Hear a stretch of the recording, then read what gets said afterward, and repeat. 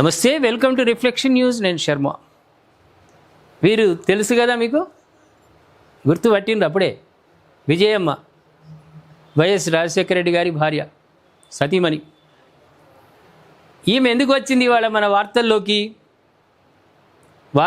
ఈమె ఎందుకు వచ్చింది అంటే, షర్మిలకు నేను బినామీని కాదు, స్వచ్ఛందంగా నిర్ణయాలు తీసుకుంటున్న సరస్వతి పవర్ షర్మిలకు చెందాల్సిందే రిప్లై కౌంటర్ దాఖలు చేసిన విజయమ్మ.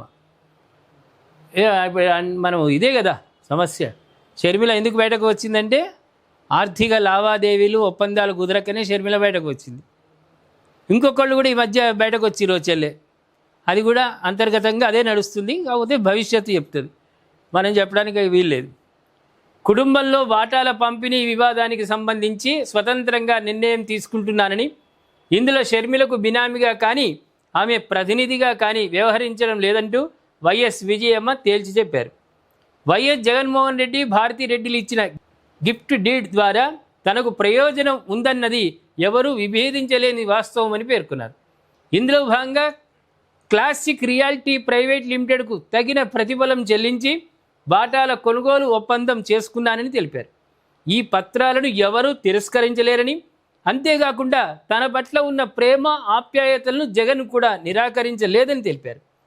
ఈ మేరకు జాతీయ కంపెనీ లా అప్పిలేట్ ట్రిబ్యునల్లో చెన్నై బెంచ్కు విజయమ్మ నివేదించారు.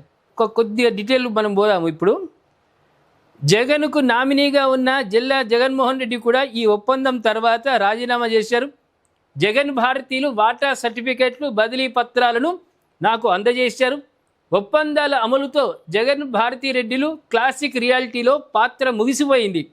వాటాల బదిలీకి అధికారిక రిజిస్ట్రేషన్లు జరగకపోయినా దానిపై ఎలాంటి ప్రభావం లేదు. వివాదానికి సంబంధించిన ఉత్తర్వులు వెలువడగానే క్లాసిక్ రియాలిటీ వాటాల విక్రయానికి నా నుంచి స్వీకరించిన మొత్తాన్ని తిరిగి చెల్లిస్తాననడమే దీనికి నిదర్శనము.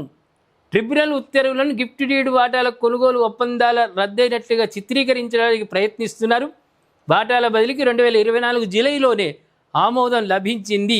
అయితే జగన్ కంపెనీకి అభ్యంతరం వ్యక్తం చేస్తూ రాసినటువంటి లేఖలో తన వద్ద అసలైన వాటా సర్టిఫికెట్లు ఉన్నట్లు ప్రస్తావించలేదు. భారతిరెడ్డి, జగన్ ఇద్దరు భార్యాభర్తలు ఇద్దరు కూడా వాళ్ళు కోర్టుకు వెళ్ళారు. గిఫ్ట్ డీడ్ ఇచ్చినందుకు ఆమెకు, షర్మిలకు ఎలాంటి హక్కు లేదు, అవి మాయే అన్నట్టుగా వాళ్ళు వెళ్తే పూర్తి ఆధారాలతోటి విజయమ్మ బయటకు వచ్చింది. ఇప్పుడు వచ్చి ఎలా అంటే, నాకు స్వతంత్రమైనటువంటి నిర్ణయం తీసుకునే అధికారం నాకుంది, ఎవరికి బినామీని కాదు, కానీ అవి ఖచ్చితంగా షర్మిలకు సంబంధించినవే. భారతీ జగన్ ఇచ్చినటువంటి గిఫ్ట్ డీడ్ షర్మిలకు సంబంధించిందే, పూర్తి హక్కులు షర్మిలకే ఉంటాయి అని చెప్పింది. కానీ లాస్ట్లో దానికి సంబంధించిన ఆధారాలు ఆమె దగ్గర ఉన్నాయా, లేకుంటే జగన్ భారతిరెడ్డి దగ్గర ఉన్నాయా అనేది సస్పెన్స్గానే మారింది. ఏదైనా కుటుంబ సమస్యలు కోర్టు వరకు వెళ్తున్నాయి, దాంట్లో ఇబ్బంది ఏమి లేదు. కోర్టుల తీర్పును బట్టి వాళ్ళు వ్యవహారం చేసుకుంటారు. కానీ రాజకీయ అరగేట్రం చేసిన షర్మిల అక్కడ కాంగ్రెస్ పార్టీ అధ్యక్షురాలు ఆంధ్రాలో, కానీ అది అంతవరకే పరిమితం అయిపోయింది. జగన్ రెడ్డి అధికారం కోల్పోయిండు. ఇప్పుడు జనానికి ఒక ఎప్పటికప్పుడు ఆనందాన్ని ఇవ్వాలి కదా, ఏదో ఒక వార్త. ఇప్పుడు కుటుంబ కలహాలు, కోర్టులకు వెళ్ళడం, ఇదే వార్తగా కంటిన్యూ అవుతుంటాయి.